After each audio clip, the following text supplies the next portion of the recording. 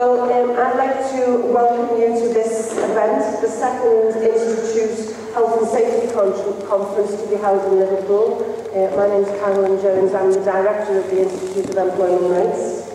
This is an important occasion for many reasons, but I'll name just three in my brief introduction. First, it's important because it's the first event we've had in Liverpool since the general election. That election resulted in no party winning majority support. It saw New Labour removed from office, and it saw a Conservative Lib Dem coalition put into power. So this conference provides us with the ideal opportunity to reflect on the policy of the past government and ponder on the policies of the current coalition. And that's what we hope to do today in sessions geared towards outlining and analysing policies, proposals, actions and attitudes. And we have an excellent platform of speakers to do just that. A mixture of academics, trade unionists and even a baroness for our keynote speaker, although we did have Risa Donaghy at our London-based Health and Safety Conference before she came here in Rome, and she's always been a good friend of the Institute. We have trade unions experienced in news and regulations and working with workers to improve health and safety on site, as well as unions representing those charged with enforcing health and safety law at work.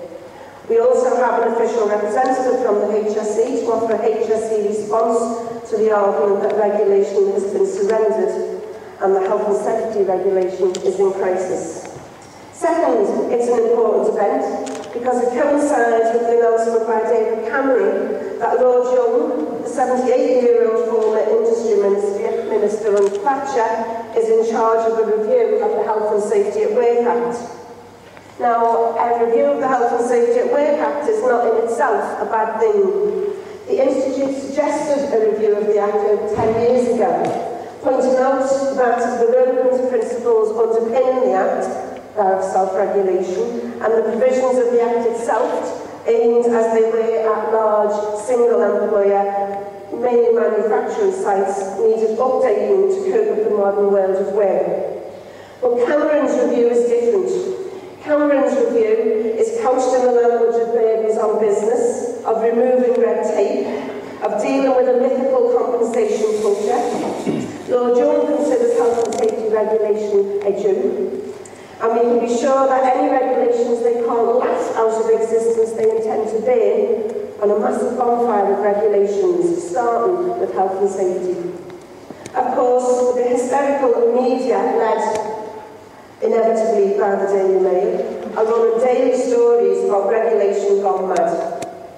Whether it's flip-flops, swimming goggles, toothpicks or doormats, the Mail is doing its bit to build an image of a society that is overregulated, overburdened and overgoverned by a bureaucratic state. In reality, of course, life on this planet is completely different. The Daily Mail's anti-regulation campaign is part of an attempt to resuscitate the discredited and destabilised neoliberal free market ideology. That ideology took a bashing when the deregulated financial sector crashed, leaving taxpayers to bail out the banks. The danger now, of course, is that the condemned coalition will undertake its review and initiate its policy proposals amidst the toxic mix of financial constraint and anti-regulation hysteria. The result for workers and their families could be devastating. Third, and perhaps most importantly, this event is important because it sees the launch of an excellent publication by two of our speakers here today. And I say that not just to promote sales of the publication, although sales of the book would be good. I say because this book provides detailed analysis and coherent arguments. It provides new data previously unpublished, gained by the authors through Freedom of Information requests. It presents easily accessible arguments as to why health and safety is too important to be left to the vagaries of the market or the individual whim of an employer.